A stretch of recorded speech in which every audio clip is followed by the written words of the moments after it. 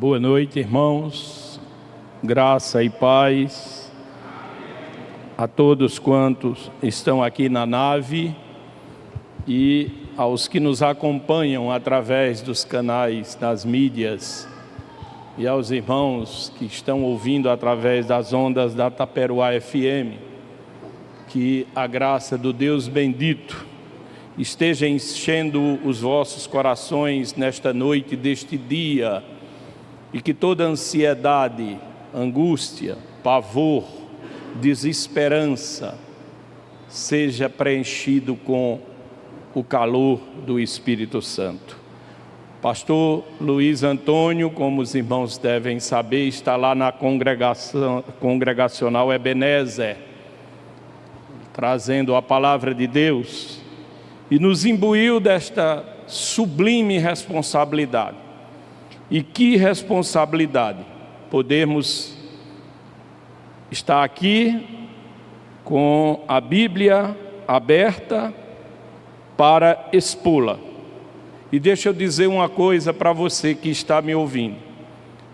O que nós vamos pregar, o que nós vamos ministrar, primeiro vai caber para mim.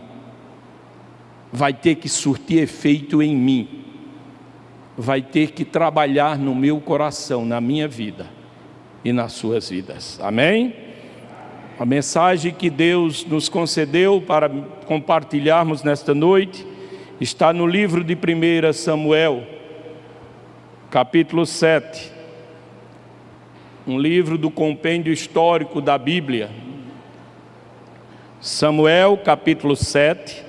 Vamos ler dos versículos 3 ao versículo 15. Samuel 7, do 3 ao 15. Eu vou ler na versão NVT.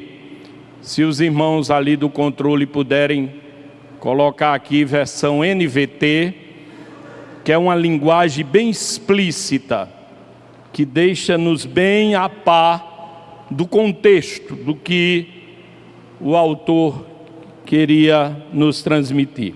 Diz assim: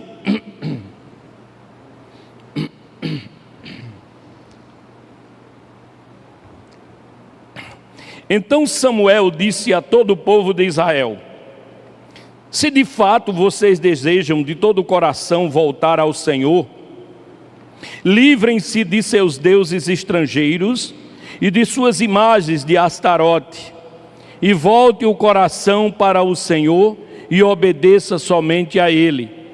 Então Ele os livrará das mãos dos filisteus. Assim os israelitas se desfizeram de suas imagens de Baal e de Astarote e serviram somente ao Senhor. Então Samuel lhes disse: reúna todo o Israel em Mispá, e eu orarei ao Senhor por vocês. E eles se reuniram em Mispá, e tiraram água do poço, e derramaram diante do Senhor. Também jejuaram o dia todo, e confessaram que havia pecado contra o Senhor. Foi em Mispá que Samuel se tornou juiz em Israel. Quando os governantes filisteus ouviram que os israelitas haviam se reunido em Mispá, mobilizaram seu exército e avançaram. Ao saber que os filisteus se aproximavam, os israelitas ficaram muito assustados. Não pare de clamar ao Senhor nosso Deus, para que Ele nos salve dos filisteus, imploraram a Samuel. Então Samuel escolheu um cordeiro que ainda mamava, e ofereceu ao Senhor como holocausto. Suplicou ao Senhor em favor de Israel, e o Senhor o atendeu. Enquanto Samuel oferecia o holocausto, os filisteus chegaram para atacar Israel. Naquele dia, porém, o Senhor falou do céu com voz poderosa de trovão, provocando pânico entre os filisteus, e eles foram derrotados diante dos israelitas. Os soldados de Israel os perseguiram desde Mispá até um lugar abaixo de Bet-Car, matando-os ao longo do caminho. Então Samuel pegou uma pedra grande e a colocou entre a cidade de Mispá e Jessana, e deu à pedra o nome de Ebenezer, pois disse: até aqui nos ajudou o Senhor. Assim os filisteus foram derrotados e não voltaram a invadir Israel por algum tempo. Durante toda a vida de Samuel, a mão do Senhor esteve contra os filisteus. As cidades israelitas que os filisteus tinham conquistado entre Ecrom e Gate foram devolvidas a Israel, junto com o restante do território que os filisteus haviam tomado. E houve paz entre Israel e os amorreus naqueles dias. Samuel continuou como juiz em Israel pelo resto da sua vida. Amém? Eu vou louvar com um canto que eu postei essa semana, no início da semana, no grupo da igreja. Eu ia dirigindo numa estrada aqui por volta de Campinas e cantei esse hino, filmei e botei no grupo e me pediram quinta-feira se eu podia cantar. E eu vou louvar com esse cântico, que é muito conhecido, bem antigo, mas bem abençoado.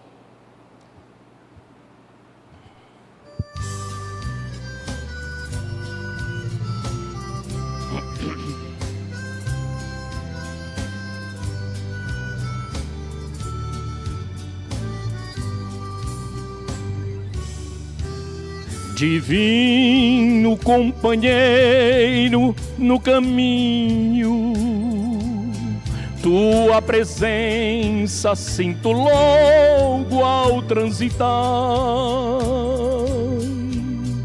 Sei que dissipastes todas as sombras, já tenho luz, a luz bendita do amor. Fica, Senhor, já se faz tarde. Tens meu coração para pousar. Faz em mim morada permanente. Fica, Senhor, meu Salvador. A letra tá aí, irmãos. Vamos cantar juntos, viu?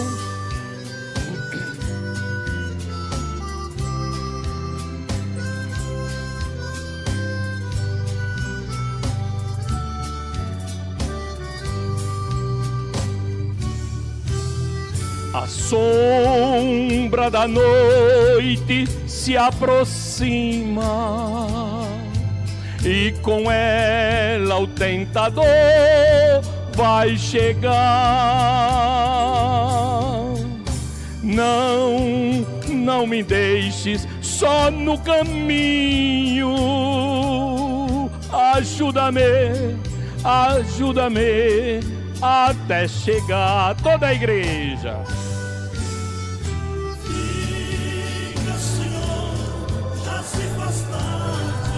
Oh, glória! Tens meu coração para postar.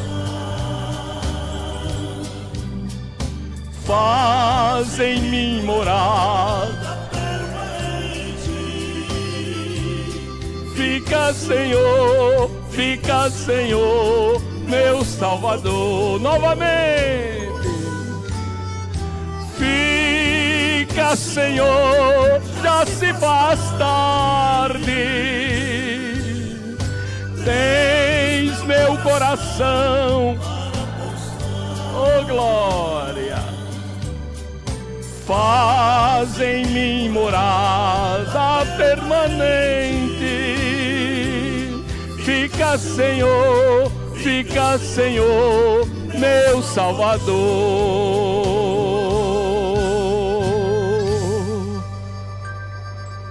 Oh glória!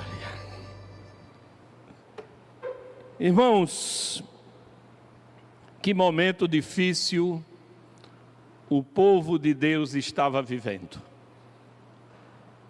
O livro de Juízes conclui no último versículo, dizendo que nesse tempo, este povo estava sem rei. E, portanto, cada um fazia o que dava na teia. Cada um fazia o que achava certo. E era um puxa, como diz o outro, um puxa encolhe. Cada um puxava a brasa para a sua sardinha. Coisas terríveis aconteceram nesse tempo. No período em que Eli, então sacerdote e tutor de Samuel, que mais tarde se tornaria juiz e também faria o papel de sacerdote, Eli, então como sacerdote, desculpe-me a expressão, era uma liderança Maria vai com as outras, sem autoridade. Mesmo sendo homens que deveria conduzir o povo espiritualmente a Deus e também trazer ordem política no meio daquele povo, aquele homem cruzou os braços e deixou que seus 2 filhos, Ofni e Finéias, fizessem um escarcéu no meio do povo e dentro do santuário de Deus, usando as coisas de Deus em favor próprio, extorquindo, usufruindo daquilo que Deus não mandara, fazendo coisas terríveis, se prostituindo, enfim, usando o cargo de sacerdote para se locupletarem. Mas a arca estava lá.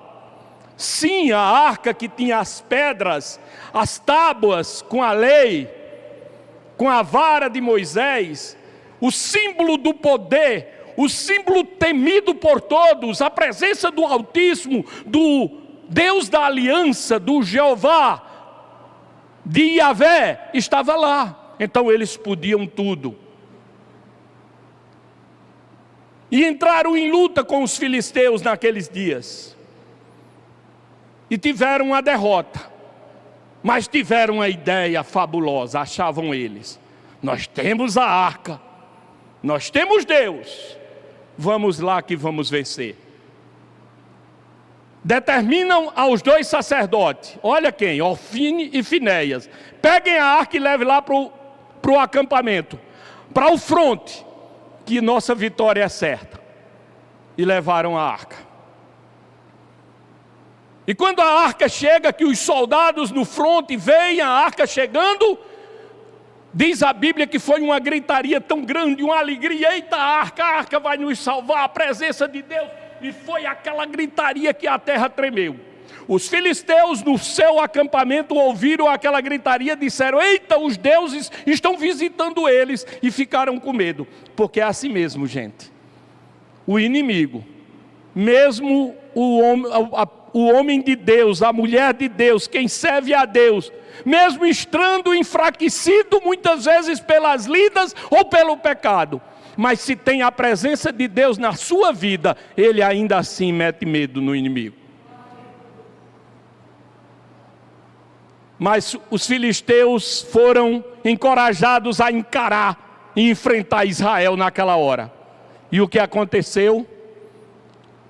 Morreram 30.000 soldados israelitas naquele dia. A arca foi tomada.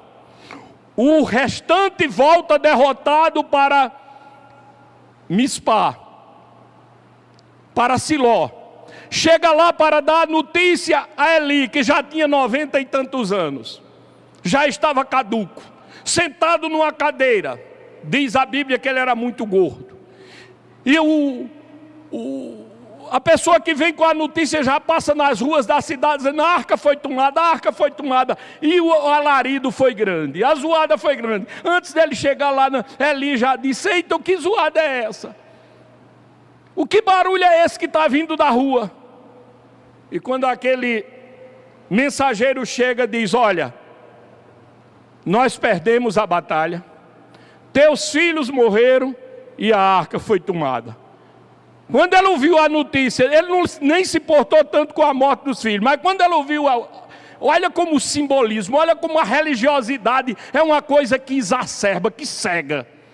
Quando ela ouviu a mensagem de que a arca tinha sido tomada, ele caiu para trás, quebrou o pescoço e morreu.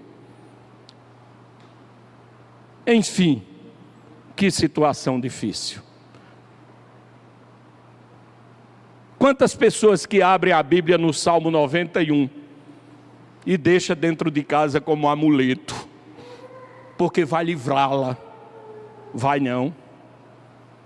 Quantas pessoas que leem o Salmo 23, vai a procissões, vai a cidades onde tem romarias, vai atrás disso, vai atrás daquilo, porque acha que vão se livrar do inimigo, do mal, do pecado, vivendo no pecado.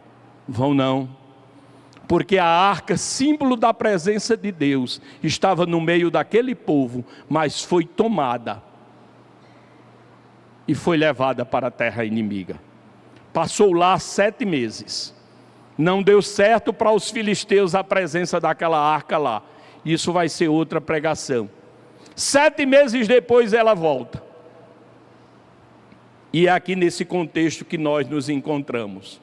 Ela chega e fica na casa de Abinadab em Quireate Jearim. E agora, com a volta da arca, com a derrocada que houve durante aqueles dias, o povo cai em si. O povo agora quer sair daquela situação de derrota, subjugados a um inimigo, vivendo numa tristeza, numa desolação, porque isso é, em suma, o que acontece quando estamos diante de Deus. Então é nesse contexto, é esse texto que nós vamos nesta noite entender. E o título, nada mais propício, é ajuda em todo o tempo. A ajuda do político é só nesse período, viu? A ajuda de um parente, por melhor que seja, às vezes 1 mês, se durar 1 ano, é um milagre. Já fica com a cara feia. Quando chega uma visita na nossa casa, os primeiros dias é maravilha. Depois de 1 semana, a gente já começa a se aborrecer. Com 1 mês, misericórdia, se durar isso. É comum. Mas a ajuda dele é todo o tempo.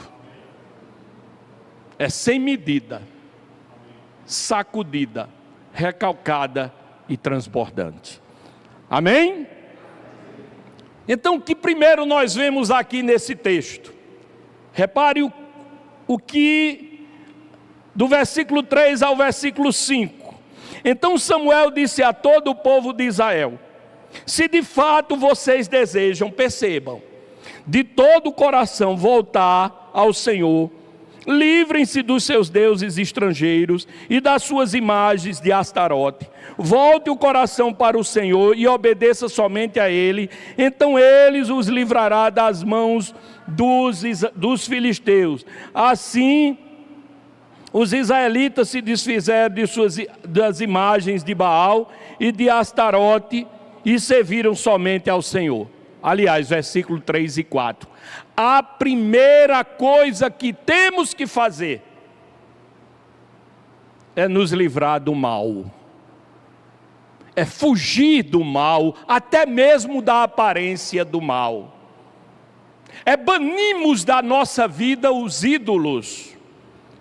Ficou bem claro aqui, Samuel instruiu o povo: deixa Baal, porque o povo de Deus, já lá nos patriarcas, quando saem com Jacó, o Adão está dentro de nós e não sai nem a pau, só vai sair na glorificação do nosso corpo, mas enquanto não, ele ainda reside, mesmo que seja fragmentos dele. E lá na saída com Jacó, aquela trupe, uma das mulheres, a mulher de Jacó, traz ídolos do pai escondido para levar para a terra prometida. Olha mesmo que coisa. Quando saem do Egito sob a mão poderosa de Deus, liderados por Moisés, também lá no deserto fazem ídolos para si. E quando chegaram em Canaã, se encantaram com Baal. Por quê? Quem era Baal? O Deus da chuva. O Deus que fazia trovejar. Olha que ironia.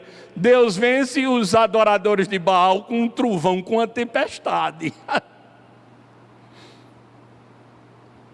E Astarote, a deusa da fertilidade, a qual o culto oferecido àquela divindade tinha orgias terríveis, e o povo de Israel metido nessa coisa.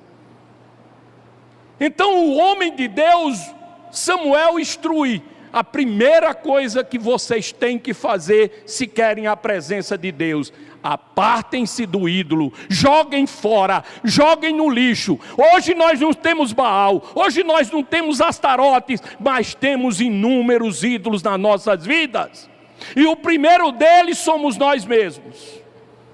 Eu sou o meu primeiro ídolo, a família, os negócios, que dedicamos, eu creio que mais de 90% da nossa existência, a nossa subsistência. E o pouco que dedicamos a Deus, ainda achamos que estamos fazendo muito. É assim. Hoje as pessoas se apegam a crescer. Por quê? Porque o niilismo está não só dentro das faculdades, nos centros acadêmicos, o niilismo está aqui no nosso meio, dentro de nós. E Nietzsche, apesar de ter um pai pastor, achava que Jesus era um fracote, porque Jesus disse: ande 2 milhas com quem pedir para você ir 1. Dê a capa a quem lhe exigir a túnica, e ofereça o outro lado a quem lhe bater deste. E para Nietzsche isso era covardia, era fraqueza. Por quê? Porque na visão niilista, quem é que vence? Quem está mais bonito, quem tem mais peitoral, quem tem pompa, quem tem poder, quem tem a caneta. Ledo engano, total engano. Afastem esse ídolo de vocês. Querem a presença de Deus? Afastem esse ídolo de vocês. As conquistas humanas, meus irmãos, por melhores que elas sejam, e por mais prazer que advenham delas, é passageira, gente. Os marqueteiros, os que lidam nessa área, são tão espertos que criaram cheiros que mexem com o nosso, com a dopamina, com a central do prazer da gente. Pode ver que os shopping, todos eles têm um cheiro parecido. Aquilo mantém a gente preso. É como o cheiro de carro novo. Atrai. Chega quando a gente não pode, chega numa concessionária, bota a cabeça dentro, chega, sai desejoso. E quando adquire? E se adquirir nas prestações, quando vem a primeira, a segunda, aí começa a dor de cabeça. Aí o prazer do carro novo, com 3, 4, 5 meses termina. A casa própria, o bom curso universitário, o bom emprego. Sabe por quê, gente? Tudo satura. Por que é que os bilionários querem ser trilionários? Aliás, a gente quer ser rico. Isso não é pecado, contanto que trabalhe e seja honesto. Aí depois quer ser milionário. O milionário quer ser bilionário. O bilionário quer ser trilionário. E assim nunca se sacia. Olha a guerra. E essa Forbes, a revista, essa publicação, instiga isso, essa competição de querer ganhar. E a medida do ter nunca vai encher. Voltando para o carro, a gente compra 1.0, dá pulo de alegria, nem dorme de noite. Com poucos dias o motor é fraco, não tem direção hidráulica, na época era hidráulica, isso eu estou falando de mim. Não tem ar, eita, isso dá um desgaste para viajar, eu vou querer um coar, pelo menos ar. Aí depois já não está satisfeito, e assim vai, nunca se satisfaz. Só tem uma coisa, só tem algo que realmente preenche e satisfaz, e nós sabemos o que é. É a presença de Deus. E para que ela seja uma realidade, a primeira coisa que Samuel instrui: tire do coração de vocês essa idolatria profana, miserável, que tem tornado vocês religiosos e que tem afastado vocês de Deus. Porque eu garanto que com Deus, mesmo que só tenha garrafa plástica com água na porta da geladeira, vocês vão ainda assim cantar louvores e glorificá-lo. Porque a alegria, a satisfação não está nas coisas que se veem, como Paulo nos diz, porque elas são passageiras, mas nas que não se veem. Porque a verdadeira realidade de quem crê em Deus não é essa virtualidade tangível, tocável em 3D. A verdadeira realidade do crente é aquilo que não se toca, é o impalpável, é o eterno, é o transcendente. Essa é a realidade do crente. Sabe por quê? Porque aqui tudo passa, mas lá tudo fica, tudo é eterno. Amém? Mas continuemos. Essa é a primeira medida a ser feita. É tirar os ídolos, é deixar o mal, é começar a fazer o bem, é começar a tirar do pensamento aquilo que só traz tristeza. Jeremias estava lá sentado, remoendo, só contando derrota, porque estava no cativeiro. Está lá em Lamentações. Mas quando ele chega no versículo 19 do capítulo 3, ele diz: peraí, isso não está servindo de nada. Eu quero trazer à memória o que pode me dar esperança. Então deixe os maus pensamentos de lado. Na hora que eles virem, na hora que vir a tentação, pensa em Deus, pensa nas obras de Deus, pensa quantas vezes Ele te tirou do atoleiro, da aflição, da noite sem sono, e te trouxe até aqui nesta noite para glorificá-lo. Segunda coisa, versículos 5 e 6. Então Samuel lhes disse: reunamos todo Israel em Mispá, e orarei ao Senhor por vocês. Eles se reuniram em Mispá, tiraram água do poço e derramaram diante do Senhor. Também jejuaram o dia todo e confessaram que havia pecado contra o Senhor. Foi em Mispá que Samuel se tornou juiz. Segunda coisa importante: nos unirmos, nos congregarmos, estarmos juntos, porque somos um corpo. Membro fora do corpo é um membro decepado, vai necrosar, apodrece, não faz mais sentido, não tem mais utilidade. Se é a mão, não tem mais mobilidade. Se é um olho, não vê mais. Se é o cérebro, for estudar o cérebro de quem? De Einstein, para tentar descobrir de onde vinha a genialidade do pai da relatividade. Não encontraram nada, porque ali estava apenas tecidos mortos. Se unam, e quando se unirem, não seja para jogar a conversa fora.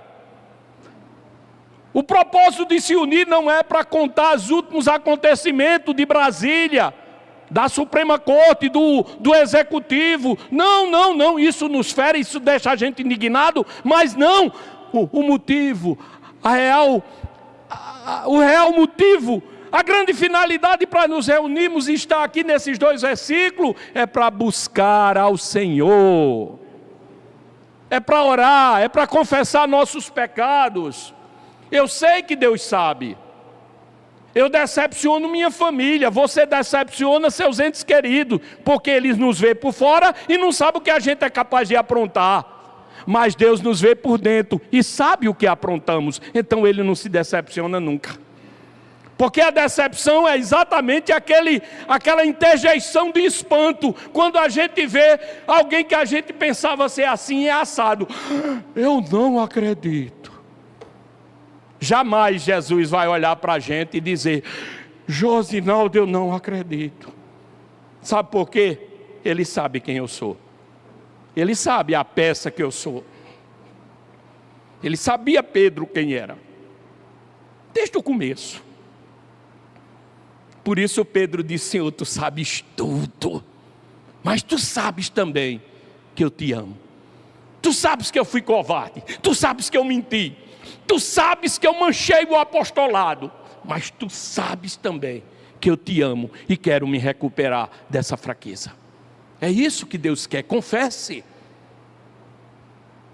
Não queira dar uma de João sem braço. Não queira se mostrar o que não é. Não vamos nos maquiar para Deus. A maquiagem não vai nos esconder de Deus.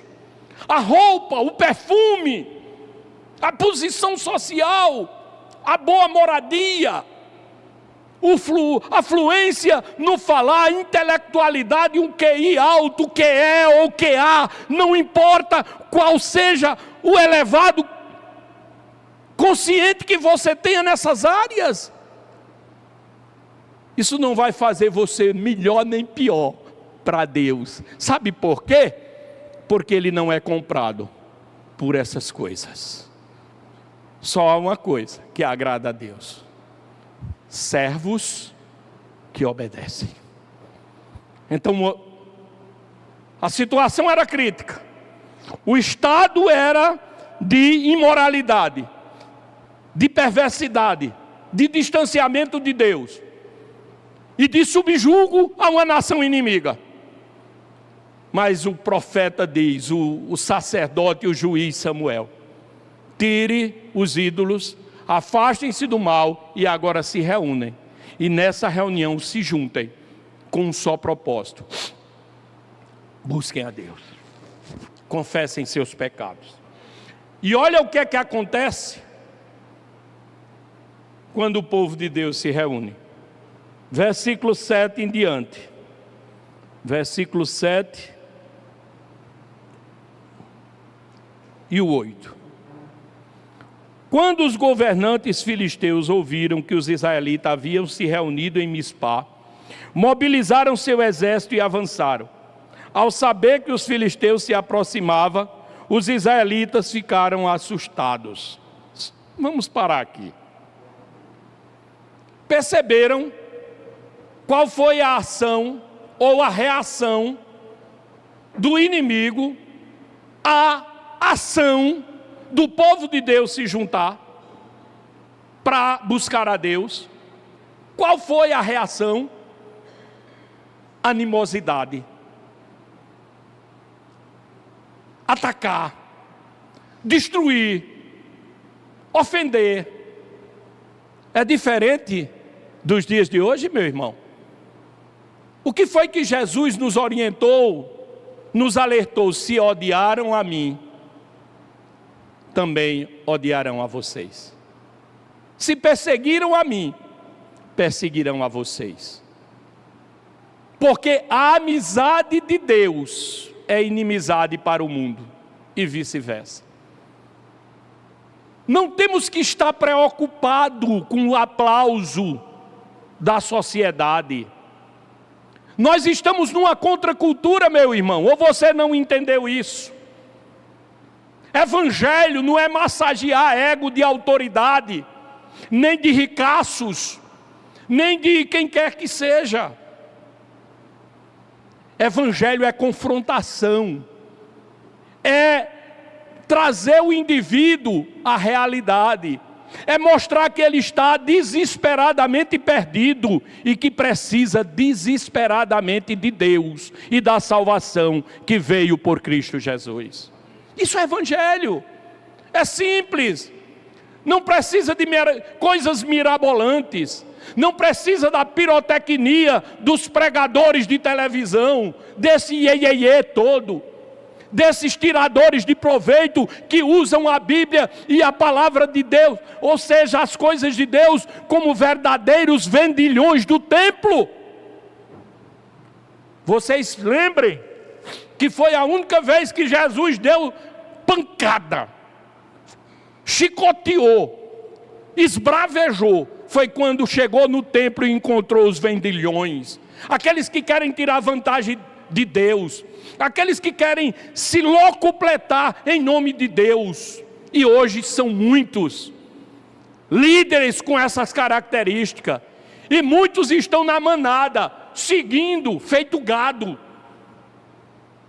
Sejamos bereanos, estudemos a palavra e questionemos se for preciso, porque não somos manada, somos ovelha, rebanho do Senhor.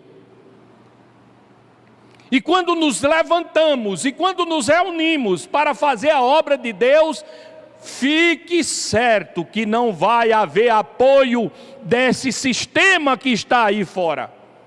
Vamos ser perseguidos, só quer ser santo.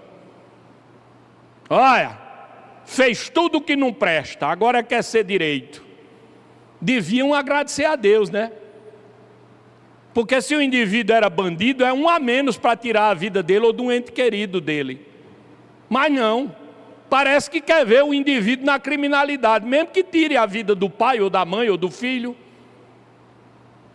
Agradeça a Deus por este poder maravilhoso, que nem a bomba atômica consegue o sucesso que o poder da palavra consegue, transformando um homem, uma meretriz, um drogado, qualquer que seja a situação dele, num homem e numa mulher de Deus, e que o devolve à sociedade restaurada. Então foi a primeira reação do inimigo, foi se levantar contra o ajuntamento do povo de Deus para orar e confessar os seus pecados. Mas olha o antídoto. Sim, e o povo teve medo. O povo de Deus teve medo. Eita, os filisteus estão vindo aí de novo. Mesmo estando orando, mesmo estando buscando, o medo vai existir. Aqui não tem super crentes. Pastor, presbítero, ministério de igreja, você, qualquer um, membro desta igreja ou de qualquer outra, ninguém é super crente. Não me diga que não tem medo, que não chora, que não peca, que não duvida, que não tem noite que perde o sono preocupado com os boletos da semana. Não diga que isso não acontece, porque acontece sim. Só que tem uma diferença. Quem serve a Jesus, quem segue Ele, não se desespera quando é jogado dentro da fornalha. Não será impedido de andar na fornalha, mas o Senhor andará com ele. Amém? Verso 9. Então Samuel, verso 8, né? Não pare de clamar ao Senhor nosso Deus, para que Ele nos salve dos filisteus, imploraram a Samuel. Olha, a saída é essa. O inimigo está aí, ele está feroz, ele está destruindo. O índice de suicídio entre pessoas com a idade de 13 a 30 anos é alarmante. Jovens na tenra idade, na flor da idade, como se diz, no melhor da idade, se suicidando, às vezes de forma inexplicável. Por quê? Porque vivem presos num quarto, cheios de amigos, milhões, tem amigo até lá em Botsuana, mas vivem só dentro de um quarto, são amizades virtuais. No entanto, são pessoas sem ter aproximação, sem ter calor humano, vivem vazias. E o menor dos problemas leva-as a atentar contra suas próprias vidas. E isso tem sido constante. Não é só uma pessoa de 70 anos, como aconteceu aqui essa semana, infelizmente, nesse hotel. Mas agora que eu estou falando aqui com vocês, nesse exato momento, tem algum jovem, em algum lugar do Brasil ou do mundo, tirando sua própria vida. E são pessoas belas, às vezes de família, com muito dinheiro, poder, mas como isso, não preenche. Chega aquela desilusão. Amanhece o dia, o camarada se levanta, olha para um lado, olha para outro, diz: o que é que eu vou fazer? Aí não encontra razão para viver aquele dia, não encontra aquele ânimo, aquele fervor, aquela energia, aquele combustível chamado esperança, que é exatamente o que nos move rumo à caminhada para a eternidade, mesmo que os dias sejam de pior a pior, como a cantiga da perua. Clame por nós, Samuel. Estamos com medo, mas sabemos que o clamor a Deus pode resolver. Aí veja o que é que Samuel faz, versículo 9. Então Samuel escolheu um cordeiro que ainda mamava e ofereceu ao Senhor como holocausto. Suplicou ao Senhor em favor de Israel e o Senhor o atendeu. Amém? O que é o antídoto para frear a força do inimigo, para afastar o pecado, nos livrar do pecado, limpar o pecado? É oferecer o cordeiro. Interessante é que a Bíblia diz que o cordeiro ainda mamava. Isso me ensina que o cordeiro ainda, porque uma criança que mama, um animal, é uma coisa inocente. É algo que não se contaminou ainda com as ideias, com a ração desse mundo. Ainda está no original. E foi assim que o Cordeiro de Deus veio, sem pecado, inocente, para assumir o meu e o seu pecado, e afastar esse inimigo que vinha com a faca nos dentes, para nos devorar vivo. Porque Davi disse: se não fosse o Senhor, o inimigo já nos teria engolido vivo. E Samuel oferece esse holocausto. E o que é que acontece após essa atitude de Samuel? Olha mesmo, enquanto ele oferecia, versículo 10, chegaram para atacar Israel. O inimigo não parou seu plano, ele continuou na sua marcha para destruir o povo de Deus. Mas o que é que acontece? O Senhor, naquele dia, porém, o Senhor falou do céu com voz poderosa de trovão, provocando pânico entre os filisteus, e eles foram derrotados diante dos israelitas. Sabe o que aconteceu, irmão? Uma tempestade de raios e trovões tão tremenda, de forma sobrenatural. A tradução aqui diz Deus falando, mas não foi Deus audível, verbalizando palavras da eternidade, não. Aconteceu uma tempestade de raios e trovões tão tremenda, que desbaratou o acampamento dos filisteus. Os animais se assombraram, foi um fuzuê daqueles, e nesse fuzuê, e nesse corre-corre, e nesse bate-vem, sem saber o que fazer, o povo de Deus estava cônscio do que acontecia, porque Deus estava com eles. Deus os tinha dado um norte, Deus os tinha sustentado naquela hora decisiva, e deu exatamente o vigor e a orientação para eles enfrentarem aqueles que fugiam e vencê-los de forma cabal e de uma forma avassaladora. É esse o resultado, meu irmão. Veja que o texto começa com esse povo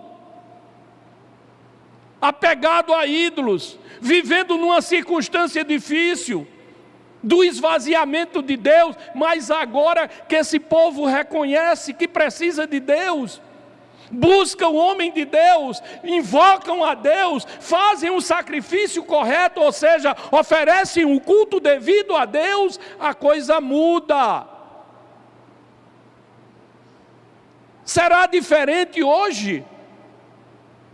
Será que não ocorrerá da mesma forma conosco nesses dias, em que estamos numa nação em que ser desonesto ou achar dinheiro e devolver é motivo de ser entrevistado por William Bonner. Que coisa ridícula, gente. O Japão não é um país cristão como o Brasil. Um país, maioria budista. Muitos lá nem Jesus conhecem ou sabem a história de Jesus. Mas pelo menos eles têm ética. Depois que aquela tsunami varreu aquela área do Japão, até os dias de hoje, eu estava lendo uma reportagem, é encontrado ouro, joias e dinheiro que se perdeu nos destroços. As pessoas que encontram, sabe o que é que fazem? Vão às delegacias de polícia e devolvem. Já não sei quantos bilhões de dólares foi devolvido em joias e em dinheiro em espécie. No Brasil, o caba acha 10 mil reais no aeroporto, aí vai devolver. É recebido pelo presidente da República. Lamentável isso. Sabe por que é lamentável? Não é pelo cidadão que fez o ato bonito, não. É porque é uma nação que fazer o que é certo é algo fora do normal. É algo que chama a atenção. Isso devia ser comum, minha gente. Honestidade, caráter ilibado. Isso deve ser comum na vida do povo de Deus. É isso que nós precisamos. É afastar os ídolos, principalmente o da ganância. Porque é a ganância que produz todas as outras mazelas, viu? É a ganância que bota pai contra filho, filho contra pai, familiar brigar por terra, por quinhão de terra, por dinheiro, por herança, é tudo ganância. Países entrarem em guerra entre si, é ganância.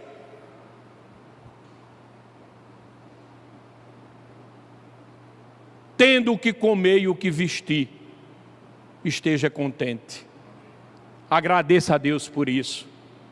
Porque quando eu estou me queixando, porque eu estou com as vendas em queda livre, não estou conseguindo arcar com minhas responsabilidades como deveria ou como queria. Quando eu estou me queixando, aí eu me lembro.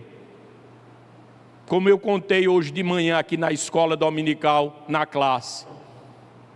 De eu estar dentro de um supermercado, ser abordado por uma senhorinha, me pedindo para pagar para ela um pacotinho de fígado de boi congelado, que custava R$ 6,95. Enquanto eu estou preocupado porque não pude pagar a alcatra, aquela pobre mulher está querendo um pacote de fígado congelado. Repara que cristé, que custa R$ 6,95. Enquanto eu estou me queixando porque a coluna dói, ou porque estou com alguma patologia, tem pessoas lá no hospital da FAP, exalando mau cheiro, por estarem sendo comidas vivas pelo câncer. Agradeça a Deus.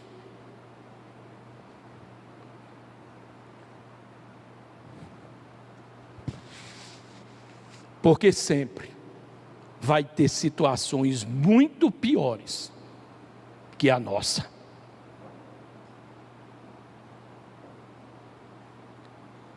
E só teremos esse sentimento se Ele estiver conosco. Se não, vamos estar indiferentes. Vamos viver naquela norma. Primeiro eu, segundo eu, terceiro eu. O resto, como dizia aquele personagem de Chico Anísio, Justo Veríssimo, o pobre que se exploda. E muitos vivem nesse conceito. Mas Samuel orou, apresentou o cordeiro e a vitória veio. Versículo 11: os soldados de Israel perseguiram desde Mispa até um lugar abaixo de Beticá, matando-os ao longo do caminho. Então Samuel pegou uma grande pedra e a colocou entre as cidades de Mispa e Jessana. Deu à pedra o nome de Ebenezer, pois disse: até aqui o Senhor nos ajudou. Vocês perceberam que para Samuel declamar esse verso tão conhecido que está em porta de geladeira, em para-choque de carro, em decalque, por tudo que é canto, virou clichê de crente. Vocês perceberam que foi os pré-requisitos, o checklist exigido pelo mesmo Samuel para que isso ocorresse? Para que até ali o Senhor os ajudasse. O que foi que teve que ser feito? Foi eu viver como religioso? Foi eu viver de qualquer forma? Foi eu cumprir apenas o rito de vir à igreja na doutrina, na dominical, na escola e no culto à noite e viver minha vida de crente como se Deus não existisse? Foi isso? Era o povo de Deus, meu irmão, aqui. Ele aqui não estava tratando com os amorreus, com os filisteus, com os jebuseus. Não, ele estava tratando com os hebreus, com o povo de Deus, o povo da aliança, o povo do pacto. No entanto, este povo estava vivendo como se Deus não existisse. Mas para que esta frase célebre fosse registrada nos anais da Bíblia Sagrada, precisou do povo se afastar do mal, deixar os ídolos, se juntarem e buscar o Senhor. Aí quando isso ocorrer com sinceridade de coração, você pode dizer, como disse o profeta: até aqui me ajudou o Senhor. Porque, irmãos, se estamos aqui, não é outra coisa, senão a benevolência e a misericórdia de Deus. Assim, os filisteus foram derrotados e não voltaram a invadir Israel, versículo 13. Por algum tempo, durante toda a vida de Samuel, a mão do Senhor esteve contra os filisteus, porque Samuel julgava, tendo Deus como seu verdadeiro conselheiro. E quem administra, e quem faz as coisas, e quem cuida de casa, e quem é profissional liberal, e quem é um bom funcionário, e quem vive nas mais variadas camadas do tecido social, com Deus na sua vida, afastado dos ídolos, buscando a Deus para se fortalecer nas fraquezas, unido com o povo de Deus num propósito comum de adorar a Deus, os filisteus não vão te fazer mal. O inimigo não vai te fazer mal. Ele pode até tentar, mas ele não vai conseguir, porque o comando, o poder, a ordem é do Senhor. Amém? Estamos indo para o final. Versículo 14. As cidades israelitas que os filisteus tinham conquistado entre Ecrom e Gate foram devolvidas a Israel, junto com o restante do território que os filisteus haviam tomado. E houve paz entre Israel e os amorreus. Samuel continuou como juiz em Israel pelo resto da sua vida. O que isso me ensina? E com isso eu quero encerrar. Veja que as cidades que o inimigo tinha tomado foi devolvida. Até mesmo os amorreus, que eram inimigos do povo judeu, depois daquele ápice, daquela história, daquela reconciliação do povo com Deus, eles também fizeram paz com o povo de Israel. O que isso nos ensina? O que está aqui nas entrelinhas? Quando o verdadeiro juiz, porque Samuel diz o versículo 15, que ele só julgou até sua vida chegar ao fim. Teve um prazo de validade, o julgamento de o período de Samuel como juiz, mas teve um que pisou aqui na terra, que veio como rei, como profeta e como sacerdote. E diferente de Samuel, que era falho, que morreu, e que seu juízo, seu período de julgador sobre aquele povo acabou, esse que tem a tríplice coroa continua vivo e reinando. E quando ele nos alcançou, e quando ele nos perdoou, a dignidade, a moral, aquele desejo de vida que nós tínhamos perdido e que o inimigo tinha tirado de nós, tudo foi devolvido.